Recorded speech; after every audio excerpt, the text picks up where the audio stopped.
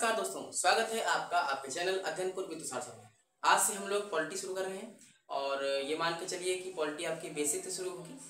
Board की दिक्कत है, थोराटी की दिक्कत है, तो मैं प्रयास करूंगा कि ओरली पढ़ाऊँ। विश्वास मानिए ओरली भी आपका इतना तैयार होगा कि आप रिटर्न में आराम से लिख सकते हैं उसको, है ना। तो हम लोग पढ़ेंगे भाग 1। संविधान में एक बुक अगर है तो संविधान की बुक में जैसे किसी बुक में भाग होते हैं वैसे ही संविधान की बुक में भी भाग है प्रस्तावना के बाद, मतलब भूमिका के बाद में। तो भाग 1 में संघ और राज्य क्षेत्र है, मतलब यूनियन एंड इट्स टेरिटरीज। लेकिन हमारे यहाँ संघ का मतलब वो मतलब नहीं है जो अमेरिका में है। अमेरिका में संघ समझौते का परिणाम है और उसकी अंग्रेजी फेडरल होती है, ना कि यूनियन। और हमारे यहाँ कैसा है यूनियन। हमारे यहाँ कनाडा जो अमेरिका के यूएसए के ऊपर पड़ता है, तो हमारे यहाँ कनाडा जैसा संघ है जहाँ पर केंद्र मजबूत है, राज्य पावरफुल उतना नहीं है, केंद्र ज़्यादा पावरफुल है ना। चाहे आप राज्यपाल की नियुक्ति की बात देख लें, चाहे अन्य चीज़ें देख लें।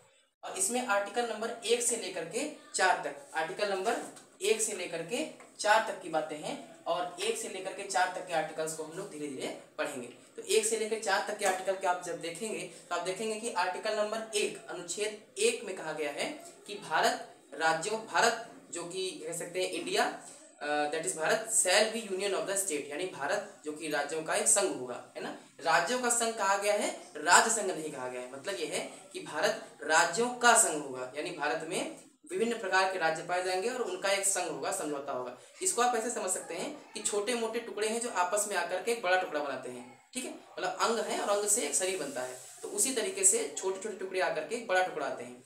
तो भारत राज्यों का संघ है और उन राज्यों में छोटे छोटे राज्य हैं, बड़े बड़े उनका एक मिलाकर एक देश है। तो उसमें आर्टिकल 1 में कहा गया है कि 3 प्रकार के हिस्से होंगे भारत में, एक राज्य, एक यूटी और एक संघ, कह सकते हैं कि एक अर्जित क्षेत्र।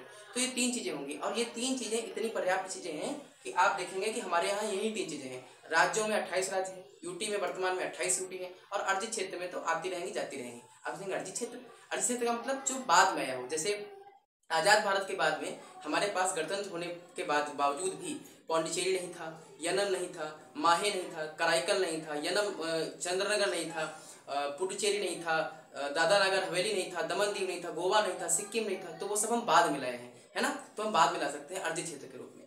और अनुसूची 1 में बताया गया है कि कौन कौन से राज्य भारत में आते हैं, कौन कौन से यूटी आते हैं। अगला आर्टिकल है आर्टिकल नंबर 2 और अगला आर्टिकल है आर्टिकल नंबर 3। तो आर्टिकल नंबर 2 और आर्टिकल नंबर 3 को साथ में पढ़ना चाहिए। क्यों? क्योंकि दोनों में ही नए राज्यों की स्थापना की बात है। तो आर्टिकल नंबर 2 में कहा गया है कि मित्रों नए राज्यों की स्थापना होगी और आर्टिकल नंबर 3 में भी कहा गया है कि नए राज्यों की स्थापना होगी। तब सोचेंगे अंतर क्या है।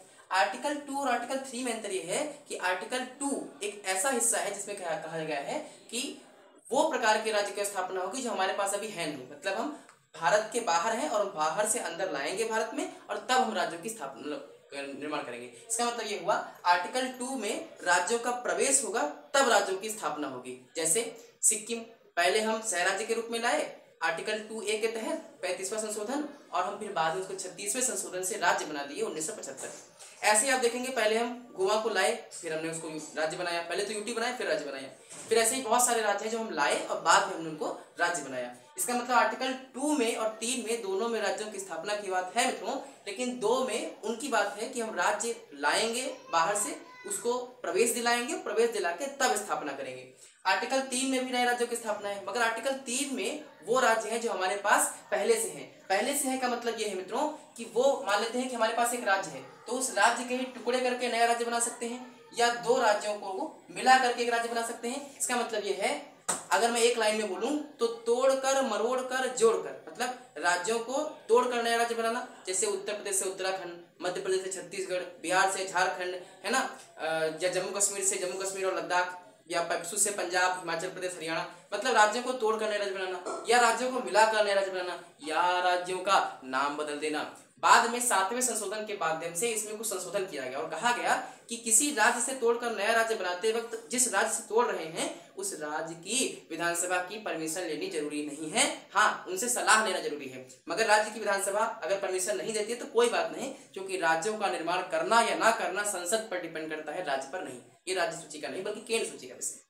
अब आर्टिकल 4 में क्या है। आर्टिकल 4 में कहा गया है कि आर्टिकल 2 और आर्टिकल 3 में किया गया बदलाव, आर्टिकल 2 और आर्टिकल 3 में किया गया बदलाव आर्टिकल नंबर 368 के तहत नहीं आएगा। आर्टिकल नंबर 2 और आर्टिकल नंबर 3 में किया गया बदलाव आर्टिकल नंबर 368 में नहीं आएगा। अब ये क्या है सर, आर्टिकल नंबर 368 में है संविधान संशोधन मित्रों, कॉन्स्टिट्यूशन अमेंडमेंट। इसका मतलब ये है आर्टिकल 2 और आर्टिकल 3 में किया गया जो भी संशोधन होगा वो संविधान संशोधन नहीं माना जाएगा, मतलब वो नॉर्मल विधि माना जाएगा। इसके बाद जब अगला वीडियो आएगा तो मैं अगले वीडियो में आपको बताऊंगा कि भारत में राज्यों का पुनर्गठन कैसे हुआ। भारत में राज्यों का पुनर्गठन कैसे हुआ, इसका मतलब ये है कि एसके धर आयोग है, या कह सकते हैं कि फजल अली आयोग है, या कह सकते हैं कि अन्य आयोग हैं। तो अन्य आयोगों को देख लीजिए, तो हम ये कह सकते हैं कि फजल अली आयोग, या सबसे पहले एसके धर आयोग, फिर जेवीपी कमेटी, फिर फजल अली आयोग, उसके बाद में पढ़ेंगे राज्यों का गठन कैसे हुआ, लगा करके 1956 से लेकर के 2023 तक। ठीक है मित्रों, तो हम अगली बार मिलेंगे तो हम लोग राज्यों के पुनर्गठन की बातें पढ़ेंगे। लाइक, सब्सक्राइब एंड शेयर और फीड कमेंट बैक जो भी आपको कमेंट में दे दीजिएगा।